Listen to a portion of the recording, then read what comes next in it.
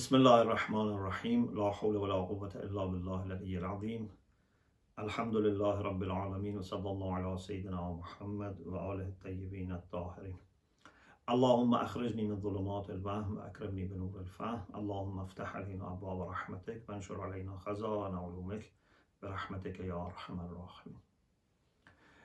Alhamdulillah, we have tawfiq to continue our study of Mafatihul Hayat, the section on social engagements. The first part is about how to treat scholars and teachers and learners. Alhamdulillah, we had tawfiq to talk about the respect that we should have for ulama, the commitment that we should have to connect to them, to benefit from them, to the extent that even looking at them is recommended, highly recommended. We talked about the outcomes of respecting or disrespecting ulama.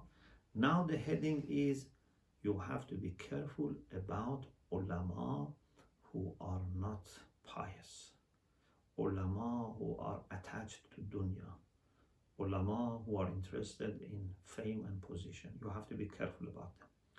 Of course, you should not be suspicious, you should not be judgmental, but if it is proved to you that someone is attached to dunya, someone is attached to money or power or position, then you have to be careful, you have to protect your aqidah from such people.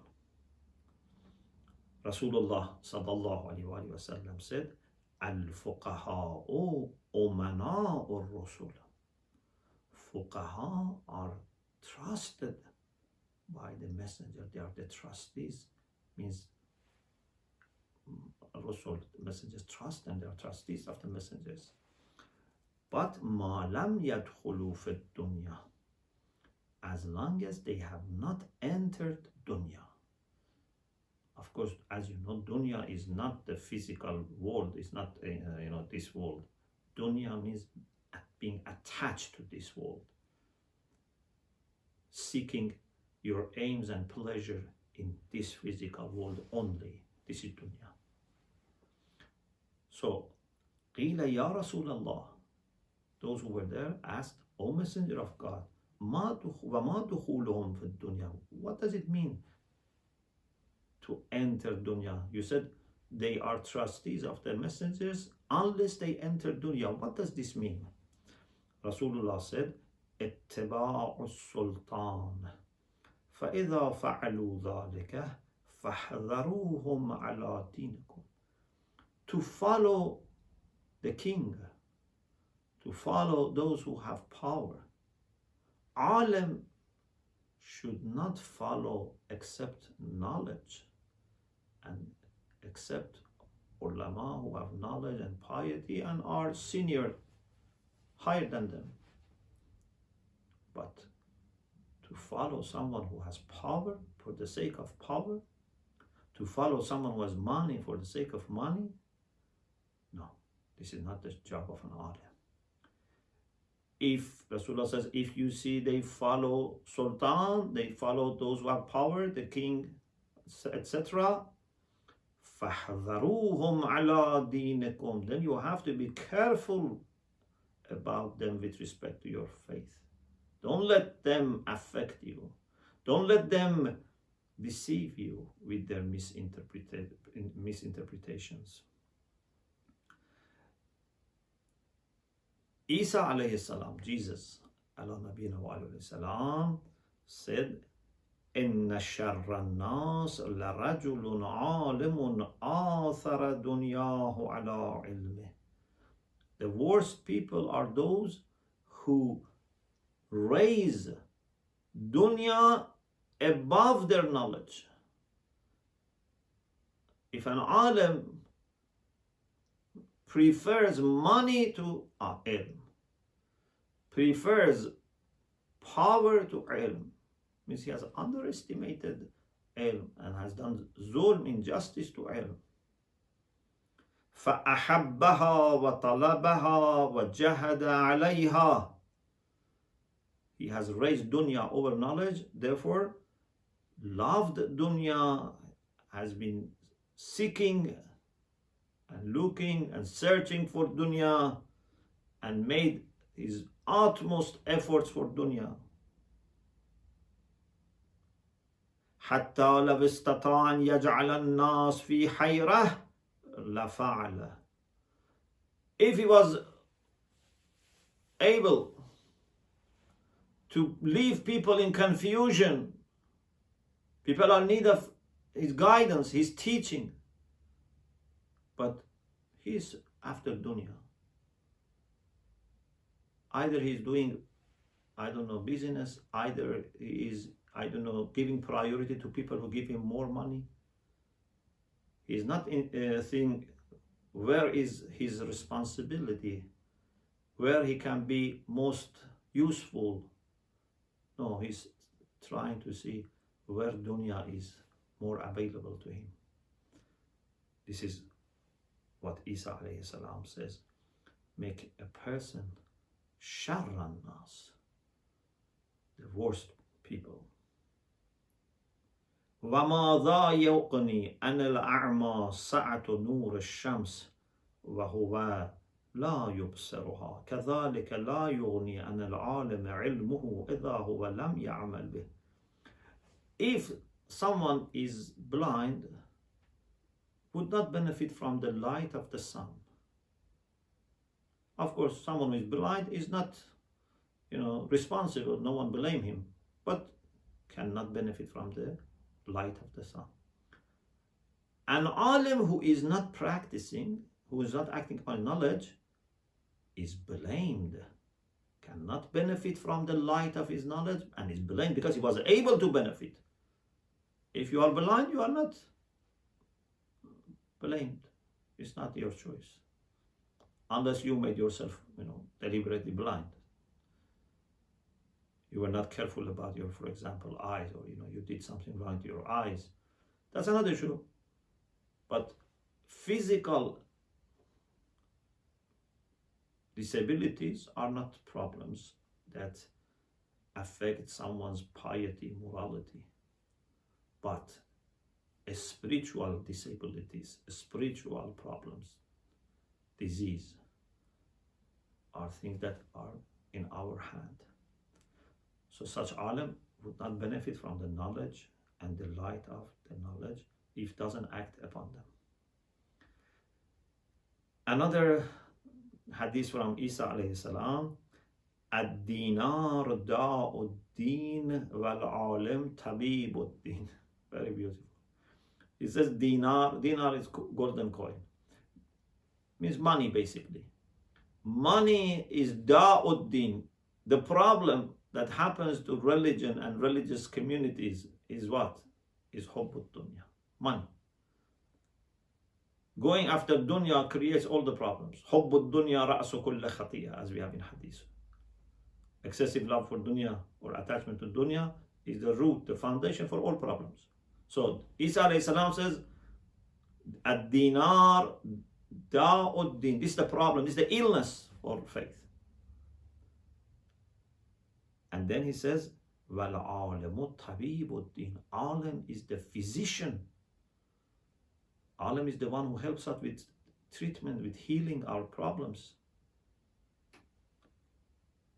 فَإِذَا رَأَيْتُمُ الطَّبِيبِ يَجُرُّ الدَّاءَ إِلَى نَفْسِهِ. If you see this physician, this doctor, who is supposed to help us and help us protect ourselves from dunya, which is illness of religion.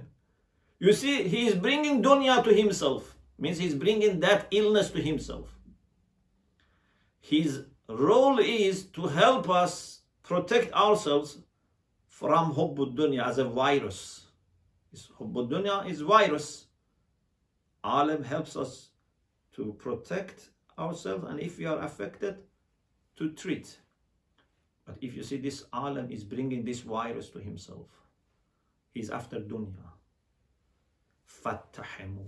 Jesus says, then be careful, be worried, be alert about this person. وَاعْلَمُوا أَنَّهُ غَيْرُ نَاصِحٍ لِغَيْرِهِ. If he is bringing this virus to himself, then you must know that he would not give the best advice to others. He wouldn't want the best for others because he doesn't want it for himself. So it means that he has a problem in his judgment.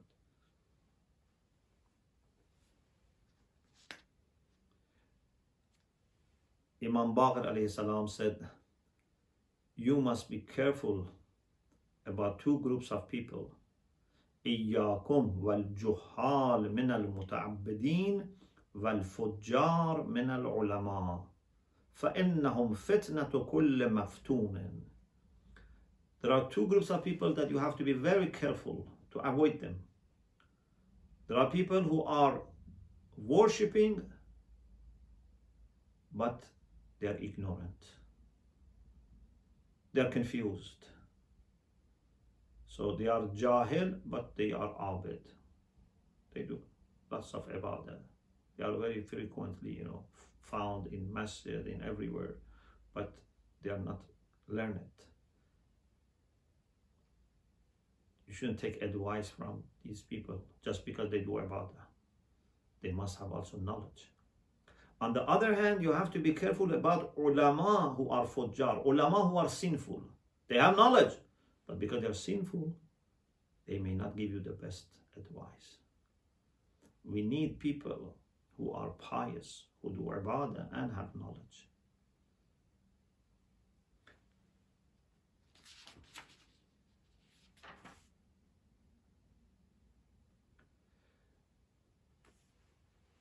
There are more hadiths, but because we have lots of topics to cover about society, then I move on to the value of teachers. Because teachers, although they may be alim or may not be that much alim, but they have some knowledge to teach, to share, although they may not be established scholar, but they have rights. Even if someone teaches you a little. Amir al-Mu'minin said, Man allamani harfa faqad sayyarani abda. Even if someone teaches me a letter, a word, has made me his servant. If someone teaches me how to recite Surah Hamd, how to recite, my salat, a madrasa teacher who has taught me one semester or many years, we have to appreciate, we have to be grateful. So teachers have great value.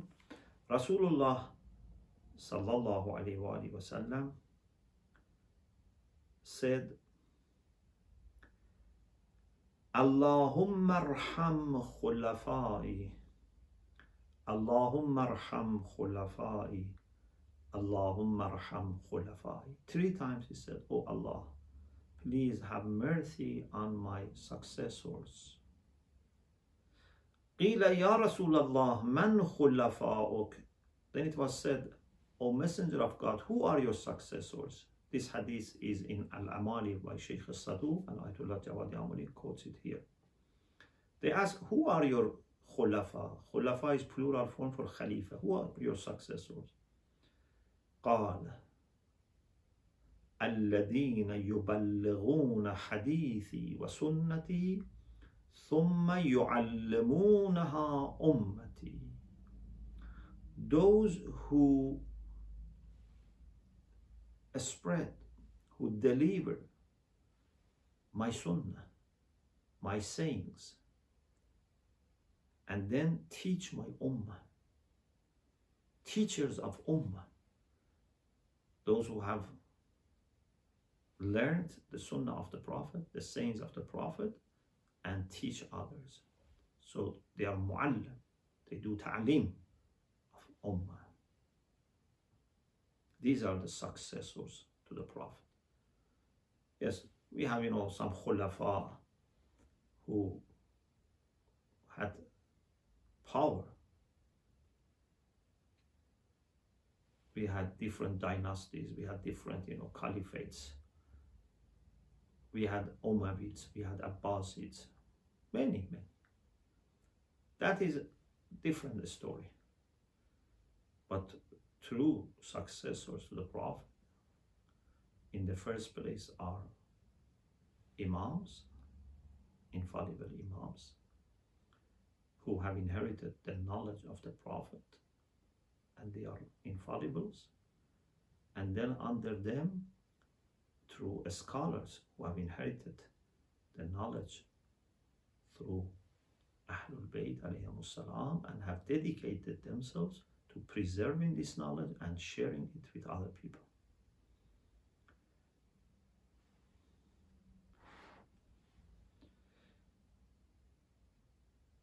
The next heading is rights of teachers.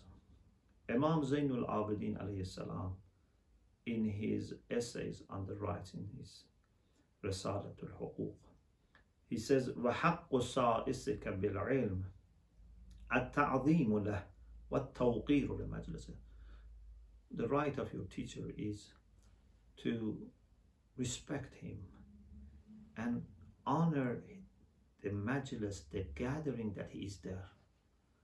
Part of the respect for your teacher, for your scholar, is when he is present, respect that. Not listen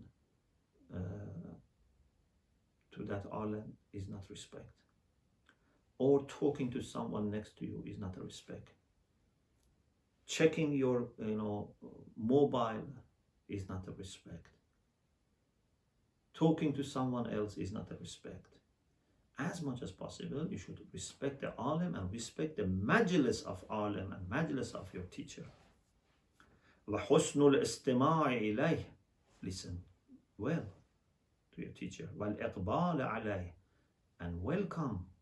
Show joy and openness. وَأَلَّا تَرْفَعَ عَلَيْهِ صَوْتَكَ. Don't raise your voice above him. وَلَا تُجِيبَ أَحَدًا يَسْأَلُهُ عَنْ شَيْءٍ حَتَّى يَكُونَ هُوَ الَّذِي يُجِيبُ. When someone asks him a question, don't give the answer. Let him give the answer. وَلَا تُحَدِّثْ فِي مَجْلِسِهِ أَحَدًا.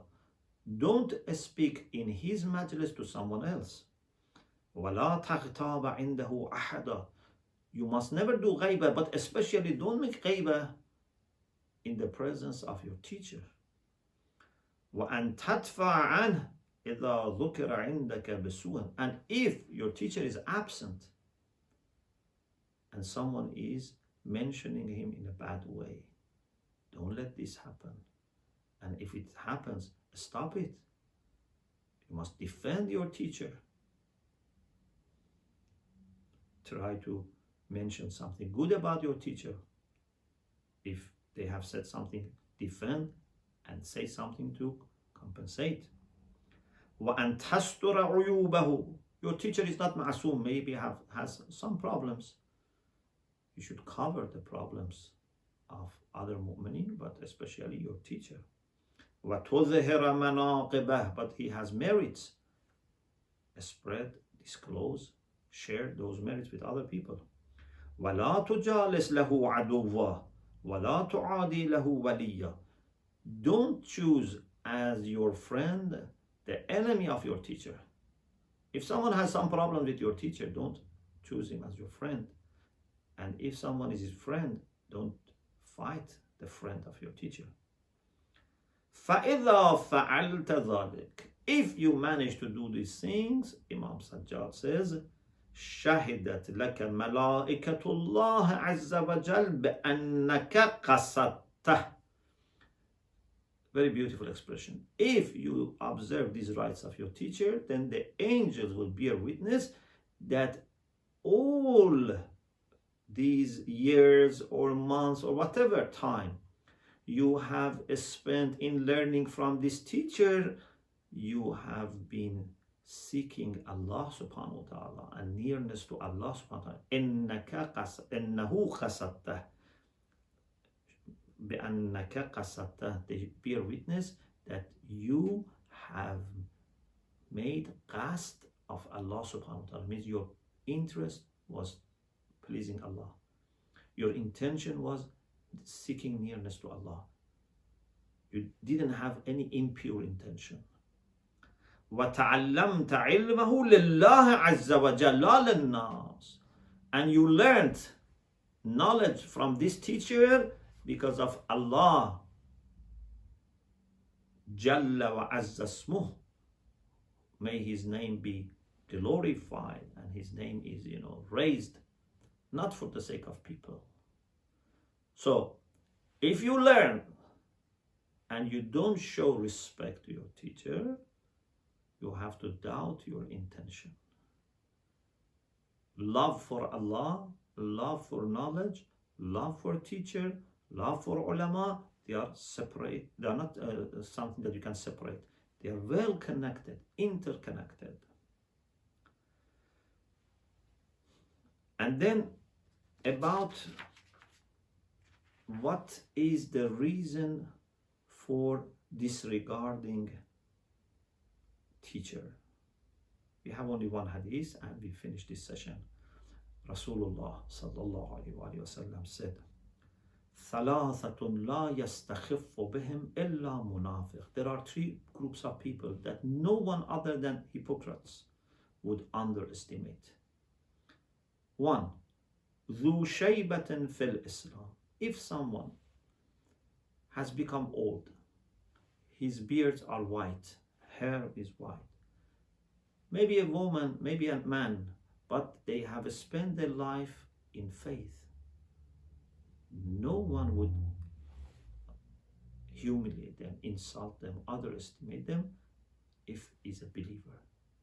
Yes, munafiq can do that.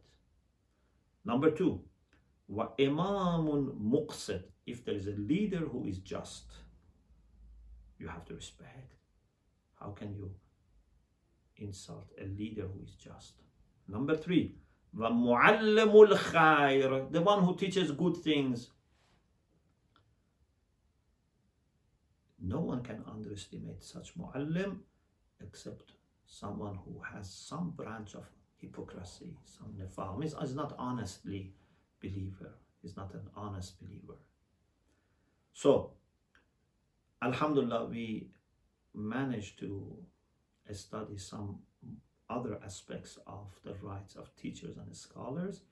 Inshallah, in the next session, we will talk about learners and students, and then we talk about other categories, about the colleagues, and then about the people who are ill, and so on and so forth.